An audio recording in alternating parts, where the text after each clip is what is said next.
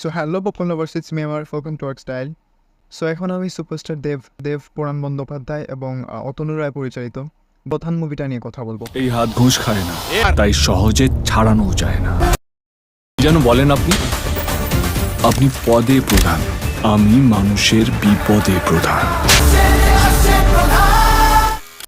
তো কেমন হয়েছে মুভিটা? আমার একটু লেট হয়েছে, মুভিটা কয়েকদিন আগেই হইচুতে ওটিটি প্রিমিয়ার হয়েছে। সো এখন আপনারা দেখতে চাই প্রিমিয়ার ওটিটিতে হইচুইতে দেখতে পারেন। মুভিটা যদি আমি নিয়ে কথা বলি, মুভিটার কাস্ট নিয়ে কথা বলি। অনেক হিউজ একটা ভালো ভালো ভালো অ্যাক্টরদের নেওয়া হয়েছে এখানে। আমি যদি বলি বা কমেডির ক্ষেত্রে যদি বলি, খরাজ মুখার্জি, অম্বরেশ বাবু, কাঞ্চন মল্লিক, তারপর বিশ্বনাথ বসু, তারা আছে, তার সৌমিত্রিষা, অনির্বাণ ভট্টাচার্য। আমি মুভিটার positive point at the same time negative পয়েন্টও কিছু আমার কাছে মনে হয়েছে, সেটাই বলবো আমি অ্যাকচুয়ালি। তো দেখুন, আমার মনে হয় এই যে কনসেপ্টটার সাথে মুভিটা ডিল করছে, বা দেবের প্রধানের আগে যে মুভিগুলো আমরা দেখতে পেরেছি, সেই মুভিগুলোর ক্ষেত্রে আমার খুব একটা ইন্টারেস্টও ছিল না। অ্যাট দ্য সেম আমি দেখিও না, অনেকটা দেখি না, আমি জাস্ট প্রজাপতি দেখছিলাম। এর আগে যে টনিক ছিল, এই মুভিগুলো দেখি না। এটা কাইন্ড অফ একটা তারা ফ্যামিলি অডিয়েন্সকে টার্গেট করে এই মুভিগুলো তৈরি করছে। সো আমার এই জিনিসগুলো একদমই ভালো লাগে না এই সময়ে এসে, 2024 এসে। আমি সত্যি বলতে সুপারস্টার দেবের কাছ থেকে এই জিনিসগুলো এক্সপেক্ট করি না। তো আমার এই মুভিটা দেখার মেন রিজন হচ্ছে, আমি যখন ট্রেলারটা দেখি আমার মনে হয় না, হ্যাঁ এটা সত্যি যে ফ্যামিলি ক্যাটারিং বা ফ্যামিলি অডিয়েন্স ক্যাটারিং জিনিসটা আছে, কিন্তু এক্স্যাক্টলি যে ওই আগের মুভির মতো হবে সেরকমটা না। এটা অনেক ডিফারেন্ট একটা মুভি। আপনারা যদি ভেবে থাকেন যে এটা একটা প্রজাপতির মতো মুভি বা একটা টনিক বা এর আগে যা আসছে এইগুলোর মতো না, এটার মধ্যে অনেক বড় একটা কাইন্ড অফ মেসেজও আছে। অ্যাট দ্য সেম টাইম যে পলিটিক্যাল ইস্যু, যে করাপশন, এটা নিয়ে বলা হয়েছে। সো এটার কনসেপ্টটা যদি আমি একটু বলি, এটা হচ্ছে এরকম যে একটা গ্রামে, ধর্মপুর নামে একটা গ্রাম, ওই গ্রামে গত 15 বছর ধরে কোনো ইলেকশন হয় না, কোনো ভোট হয় না। সো পরবর্তী ইলেকশনের জন্য অফিসারকে হায়ার করা হয় ওই গ্রামে, যাতে সম্পূর্ণভাবে শৃঙ্খলাভাবে ভোটটা হয়। এখন কি হয়, কার জন্য এই ভোটটা হচ্ছে না, বা আদৌ কি এই ভোটটা ঠিকভাবে হচ্ছে কি না, সেটা দেখার জন্য আপনাকে মুভিটা দেখে নিতে হবে। সো কনসেপ্টটা আমার কাছে মানে দেবের আমি যদি টলিউডের বর্তমান অবস্থা বলি, আজকের দিনেও যদি আমি অবস্থা হলো 2024-এ, খুব একটা যে ভালো, বা তারা কিন্তু পালস ফিকশনে এগিয়ে গেছে। বড় বড় ডিরেক্টর, বড় বড় অ্যাক্টররাও কিন্তু, রাজ চক্রবর্তীর কথা যদি বলি, রিসেন্টলি আমরা বাবলি দেখতে পাচ্ছি, ওটাও কিন্তু একটা কাইন্ড অফ, যদিও এটা নোবেল থেকে ইন্সপিরেশন, ফিকশনালাইজ করে মুভি, তারপরও এটা কিন্তু একটা ফ্যামিলি অডিয়েন্সের মতো, বা পালস ফিকশনটা যেটা বললাম আর্ট ফিল্ম। জিতো লাস্ট বুমেরাঙের মধ্যে কিন্তু ওই যে আর্ট ফিল্মের মতোই ট্রাই করছে। বড় বড় ডিরেক্টর, বড় বড় অ্যাক্টররা এই দিকটা যাচ্ছে, কারণ তাদের ওখানে সোকল্ড মাস কমার্শিয়াল এগুলো কিন্তু চলছে না, একদমই চলছে না, মুখ থুবড়ে পড়ে যাচ্ছে। সো এই দিক দিয়ে আমি গত বছর দেবের দেবের ফুল টিমকে আমি ডেফিনেটলি প্রশংসা জানাতে পারি, কারণ ও যে এরকম একটা সময়ের মধ্যে ওদের ইন্ডাস্ট্রি এরকম একটা সময়ের মধ্যে এরকম স্টোরি বা এরকম একটা কনসেপ্ট চুজ করা, এটা নিয়ে আমার জানা মতে মুভিটা ভালো ইনকাম করছে বক্স অফিসে। তো ব্যাপকভাবে আমার জন্য কাজ করছে।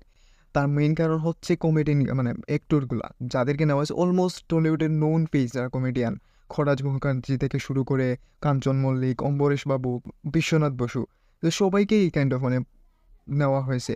এবং ভালো ভালো ভালো পারফরমেন্সও, এবং সত্যি বলতে ওয়ার্ক করে তাদের জন্যই আমার মনে হয় কমেডিগুলো এত ভালোভাবে ওয়ার্ক করছে। এবং মানে সেইভাবে হাসবেন না, কিন্তু আপনি যখন এই ওয়ানলাইনারগুলো শুনবেন, ওয়ানলাইনারগুলো আপনার সামনে আসবে, তখন একটু হলে মুখে হাসি ফুটবে।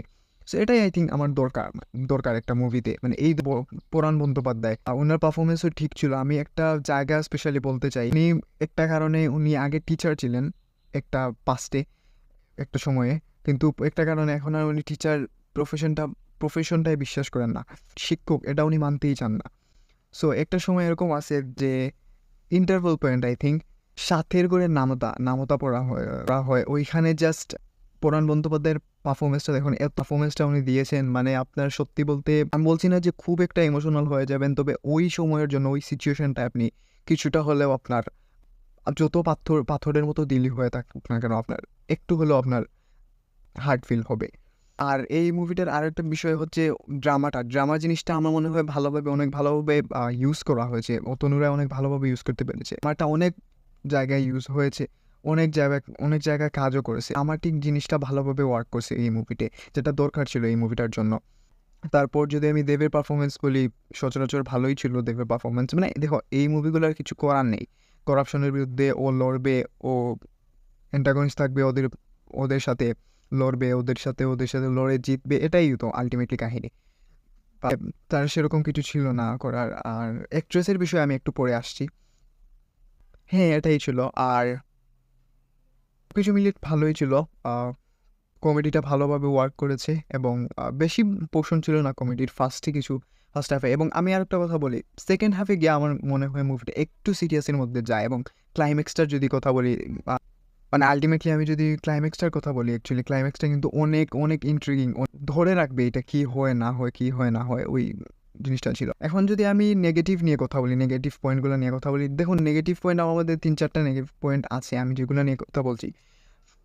প্রথমত দেখুন, এই মুভিটার যে লিড হিরোইন ছিল সৌমিত্রিষা, দেবের সাথে একদমই ওর মানাচ্ছিল না, একদমই কেমিস্ট্রি জমছিল না।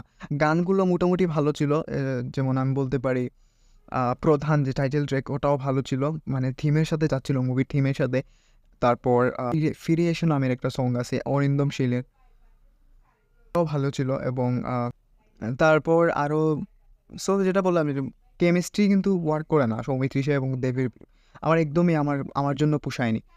তারপর মুভিটার অনেক লম্বা হয়ে গেছে, ড্রামাটিক পোর্শন ওয়ার্ক করে কিন্তু বেশি লম্বা হয়ে গেছে ড্রামা। মানে আজকে যখন একটা এস রাজামৌলি মুভিতে ড্রামা পোর্শনগুলো ইউজ করে, এত স্টাইলাইজভাবে ইউজ করে বোঝাই যায় না যে আমরা ড্রামাটিক কিছু একটা দেখছি বা ইমোশনাল কিছু একটা দেখছি।